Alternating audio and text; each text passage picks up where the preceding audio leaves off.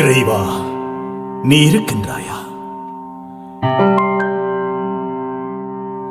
நீ இறந்து விட்டதாகவல்லவா சொல்கின்றார்? கடவுள் இறந்து விட்டான், இப்படிக்கு நீட்சே. இறைவா, நீ மனிதனை படைத்தாயா அல்லது மனிதன் உன்னை படைத்தானா? இறை உணர்வெல்லாம், அனுபவங்கள் எல்லாம் மூளை நரம்புகளின் அமைப்பில் அமைந்துள்ளது என்கின்றனர் விஞ்ஞானிகள் சிலர். ஆல்பர்ட் கமியூ கேட்டான், நீ இருந்தால் பாதகம் அறியா பாலகர்கள் ஏன் பதைத்து சாக வேண்டும்? குற்றம் புரியாதவர்கள் ஏன் தண்டிக்கப்பட வேண்டும்? ஏன் கண்ணீரும் கம்பலையும் துன்பமும் துயரமும் மனித குலத்தின் முத்திரை சின்னங்களாக பொறிக்கப்பட வேண்டும்? நியாயமான கேள்விகள். நீ எங்கே உள்ளாய்? எப்படி உள்ளாய்? நீ என்ன சொல்கிறாய்? இறைவா, நீ உண்டா அல்லது நீ எனது கற்பனையா? சொல் சொல் சொல் சொல். என் தேடலுக்கு பதில் சொல். என் தேடலுக்கு பதில் சொல். பதில் சொல்.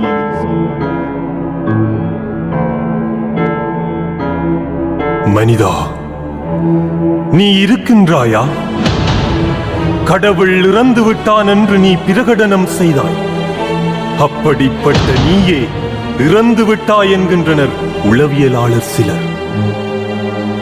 நான் ஒரு கவிஞன் அல்ல, கவிதை மட்டுமே என்கின்றான் லக்கான். நான் என்ற சுயம் இல்லை என்றால் அனைத்துமே கனவு, நீர்க்குமிழி. மனிதனே, உனது இருப்பு பற்றி சொல். நீ இருக்கின்றாய் என்பது எனக்கு தெரியும். நீ இல்லை என்றால் 60 லட்சம் யூத மக்களை ஹிட்லர் நச்சு புகையிட்டு சாம்பலாக்கி இருப்பானா? நீ இல்லை என்றால் ஹிரோஷிமா, நாகசாக்கி போன்ற ஜப்பானிய நகர்கள் அணுகுண்டுக்கு பலியாகி இருக்க முடியுமா? ஏன் முள்ளிவாய்க்கால் வரை நமது மண்ணில் நடந்தேறிய அனர்த்தங்கள்,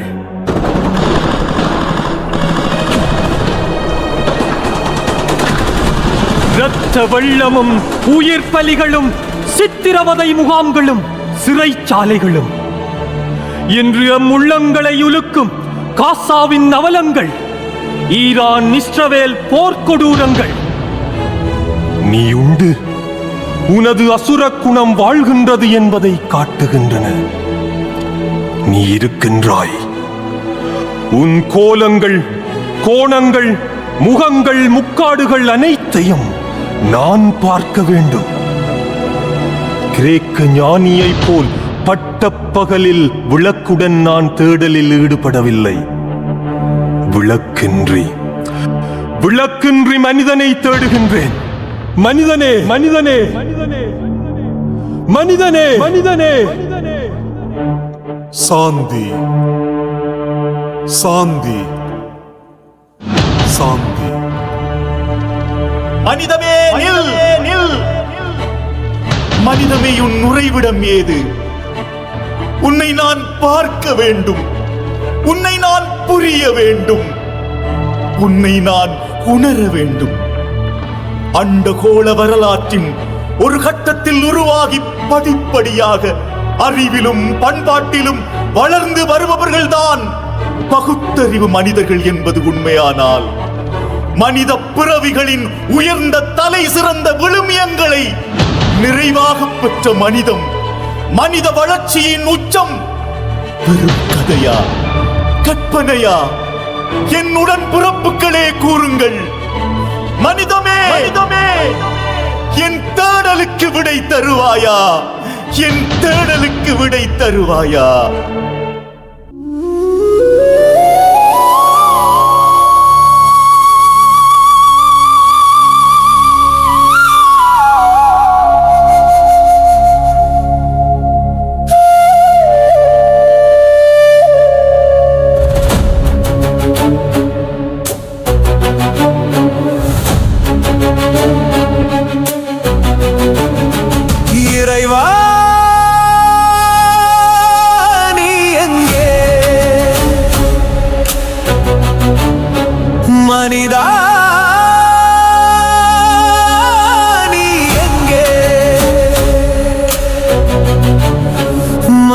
மனிதமே நீ எங்கே? இறைவா நீ இறந்து விட்டாய் என கூறப்படும் உன்னை தேட வேண்டி உள்ளதே. மனிதனே என்னில் உள்ள உன்னை உணர்வதற்கு உன்னை தேடுகின்றேன்.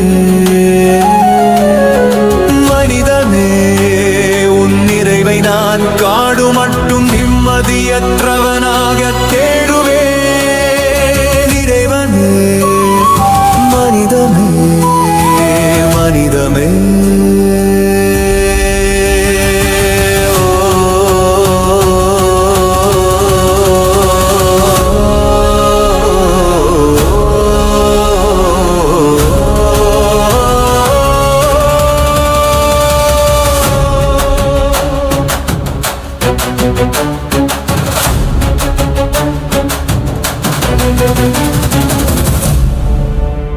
மனிதமே, நீ இறைவனையும் மனிதனையும் பிணைக்கும் பாலமும் இறைவனையும் மனிதனையும் சந்திக்க வைக்கும் நிலைக்களமும்.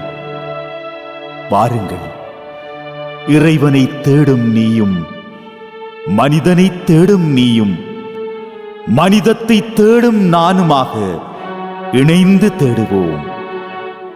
உலக வரலாற்றில் மனிதம் என்ற காவியம் படைத்தவர் உண்டு என்று பலரும் கூறுகிறார்கள்.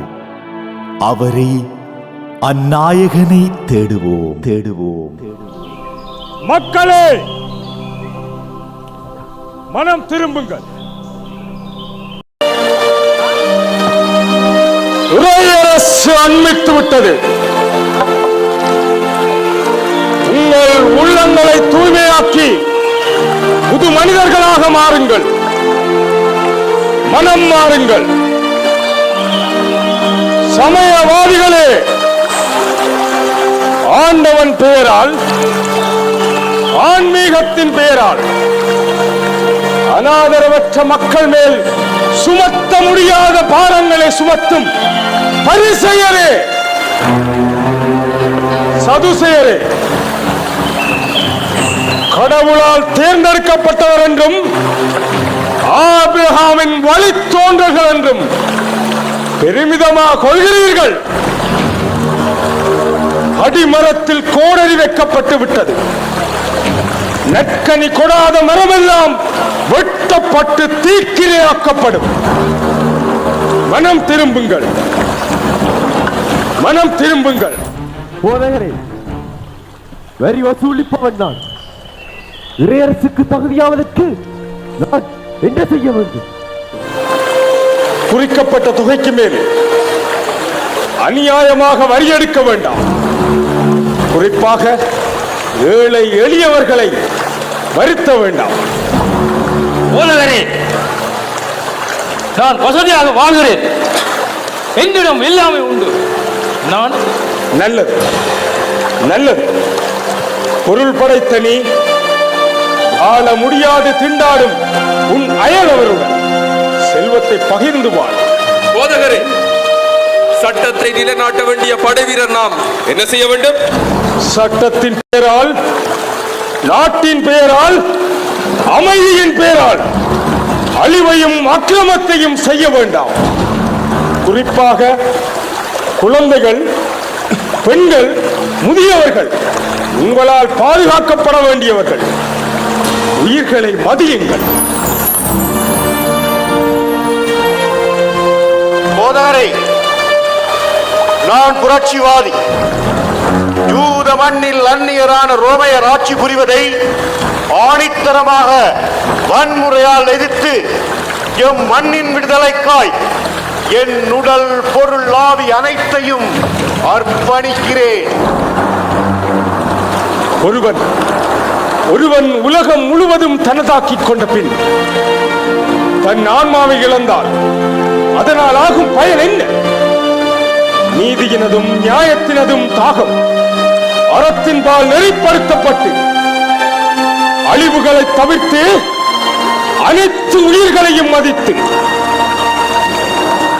அறிவு கலந்த சகோதரத்துவம் என்னும் ஆயுதத்துடன் மக்களின் நலமே ஒரே லட்சியம் என போராளியாகிய நீயும் வாழ். போதகரே, நீர்தான் நாம் எதிர்பார்த்த மீட்பரோ? அடிமைத்தனத்திலிருந்து நம்மை காக்க வந்தவரோ? இல்லை இல்லை, நீங்கள் அறியாத ஒருவர் உங்கள் நடுவிலே அவர் எனக்கு பின் வருவார். அவர் என்னை விட வல்லவர். அவருக்கு பணி செய்ய முதலாக எனக்கு தகுதி இல்லை. அவரே உண்மையான ஒளி. அந்த ஒளியை குறித்து சான்று பகர வந்தவனே நான்.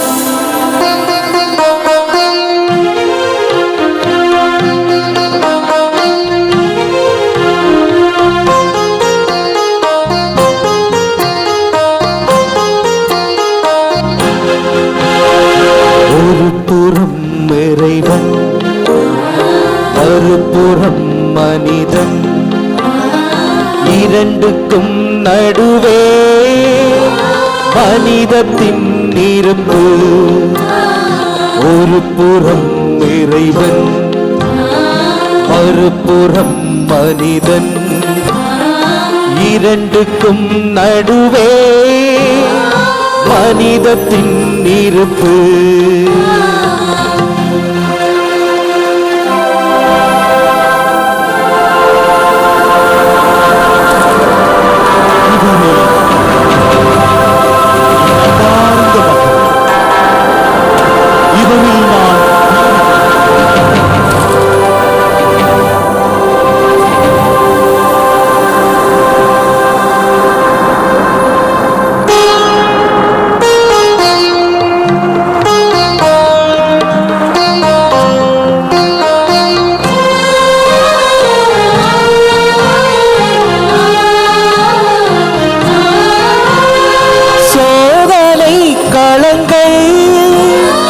வாழ்க்கையின் தடங்கள், சோதனை களங்கள், வாழ்க்கையின் தடங்கள், மனிதனை மாற்றும் மனிதத்தின் படிகள், மனிதனை மாற்றும் மனிதத்தின் படிகள்.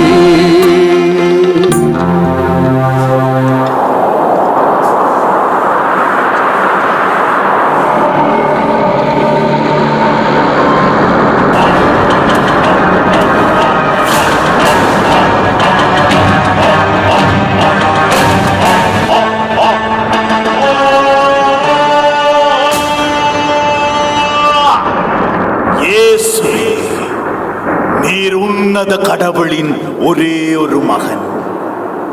உம் கையில் உள்ள கல்லை அப்பமாக மாற்றும் பார்க்கலாம்.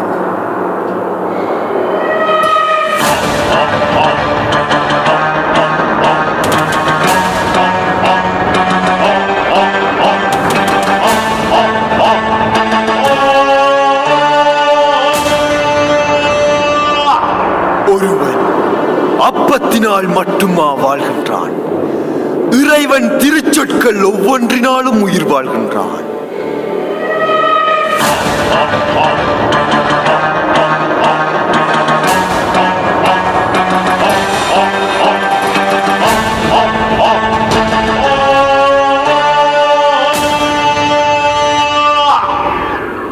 நீர் கடவுளின் ஒரே ஒரு மகன். நீர் கீழே குதித்தால் உன் கால் கல்லில் மோதாதபடி வான தூதர்கள் உன்னை தாங்கிக் கொள்வார்கள் என திருமறை கூறுகின்றது. கீழே குதியும் பார்க்கலாம்.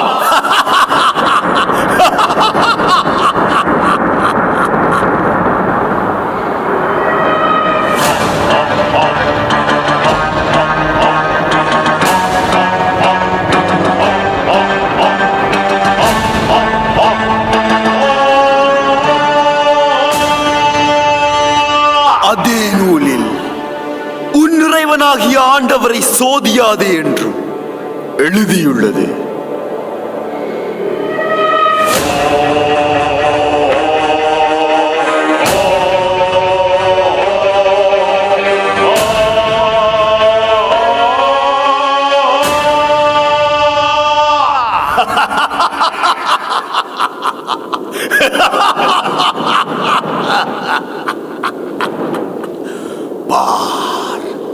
அனைத்தையும் பார், எனது மாட்சியை பார்.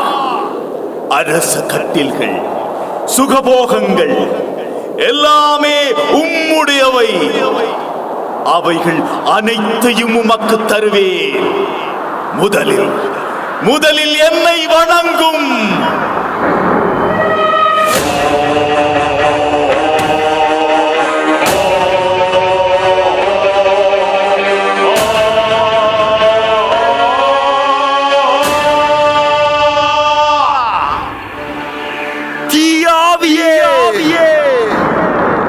என்னை விட்டு அகன்று போ. உன் இறைவனாகிய என்னை மட்டும் வணங்கி ஆராதி என்று எழுதியுள்ளது.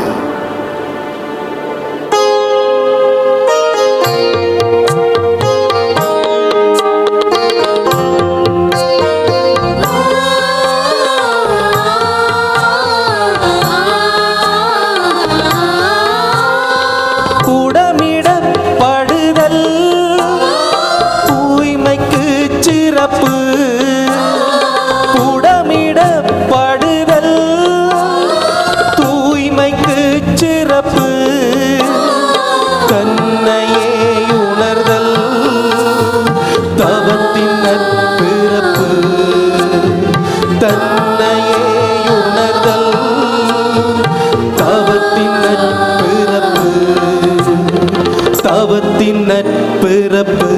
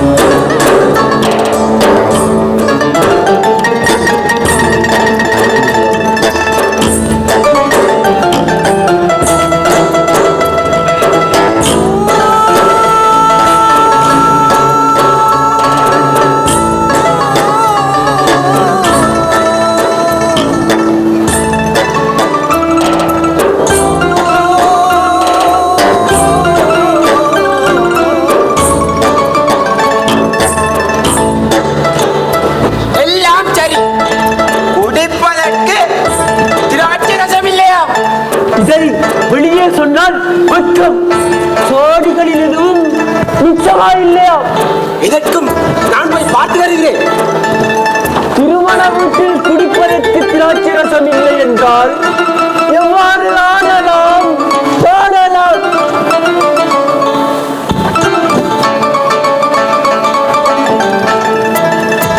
உள்ளே நடந்ததை சொல்கிறேன் கேள். நாசரேத்தூர் சூசையின் மனைவி மரியாள் தன் மகனை பார்த்து, மகனே ரசம் தீர்ந்து விட்டது என்று சொல்ல, மகன் ஜேசு எனது காலம் இன்னும் வரவில்லை என்று உடன் பதிலளிக்க, அந்த அம்மணி பணிவிடை செய்பவர்களிடம் அவர் உங்களுக்கு எதை செய்ய சொல்கிறாரோ அதையெல்லாம் செய்யுங்கள் என்று மட்டும் சொல்லிவிட்டு போக. அப்படியா சொன்னால் பெண்களுக்கு எவ்வளவு செய்வார்?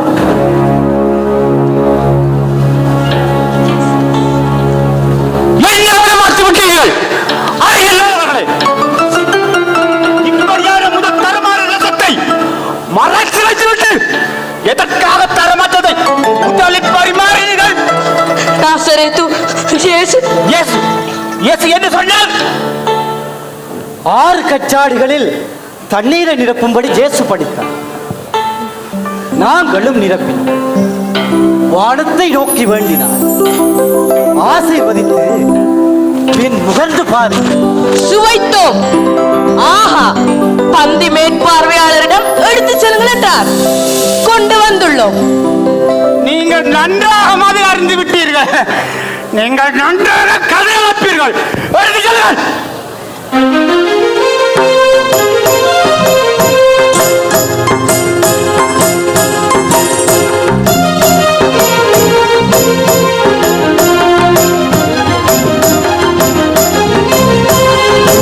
மதித்து மறி அன்னை பணித்ததனை கண்ணல் அமைந்து உடன் செய்தார். பெண்ணை மதித்து மறி அன்னை பணித்ததனை அண்ணல் அமைந்து உடன் செய்தான். இதை எண்ணி மனம் குளிர மண்ணில் பிறந்த பணி பண்ணின் மனிதம் என சொன்னான். இதை எண்ணி மனம் குளிர மண்ணில் பிறந்த பணி பண்ணின் மனிதம் என சொன்னான். பெண்ணை மதித்து மறி அன்னை பணித்ததன் அண்ணல் அமைந்து உடன் செய்தான். பெண்ணை மதித்து மறி அன்னை பணித்ததனை அண்ணல் அமைந்து உடன் செய்தான். ஐயோ மகனே, என் மகனே, ஐயோ மகனே. ஒரே ஒரு மகன் அவளுக்கு ஆதாரமாக இருந்தவன். இனி என்ன செய்ய போகிறார்? மதியினால் வெல்ல முடியாதது எதுவும் இல்லை என்றார். இறப்பதை யாரும் தடுக்க முடியுமா? இறப்புத்தானே பிறப்பின் மறுபக்கம். மகனே, என்னை ஏன் தனிமரமாக விட்டு சென்றாய்?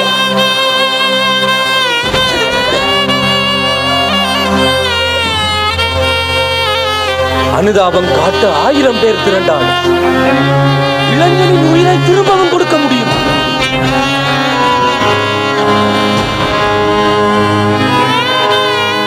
ஐயோ மகனே, என் மகனே.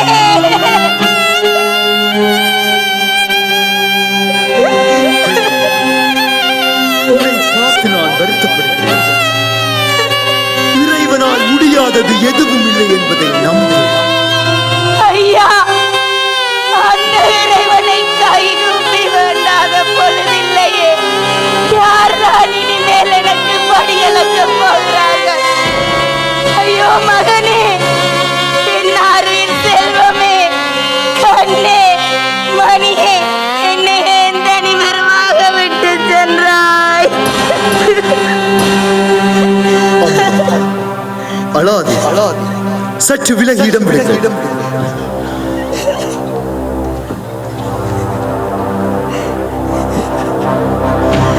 இளைஞனே, இறைவனின் பெயரால் நான் ஆணையிடுகிறேன். எழுந்திரு.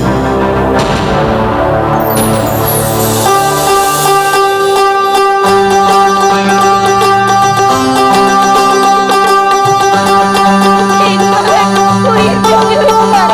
என் மகன் இறந்து விட்டான்.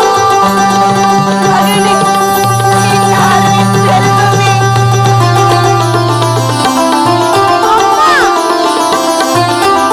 இது என்ன? இவர்கள் யார்? நான் அங்கே இருக்கிறேன். எனக்கு எதுவும் விளங்கவில்லையே. ஏன் இந்த கூட்டம்? இது யார்?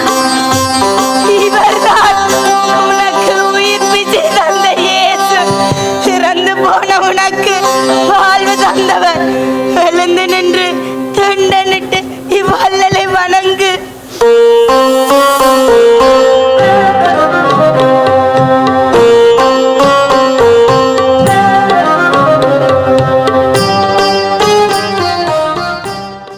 பகைவரையும் அன்பு செய்யுங்கள். அதுவே நீங்கள் என்னுடையவர்கள் என்பதன் அடையாளம்.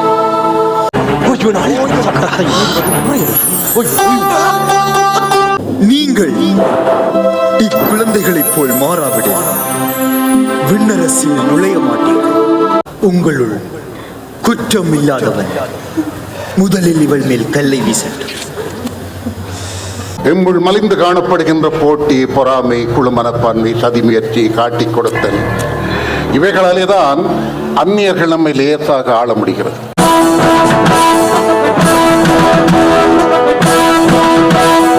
யூத மக்களின் அரசன் என்று நம்பப்படும் இயேசுவினால் இவ்வுறவு கண்டிப்பாக தடைப்பட போகிறது.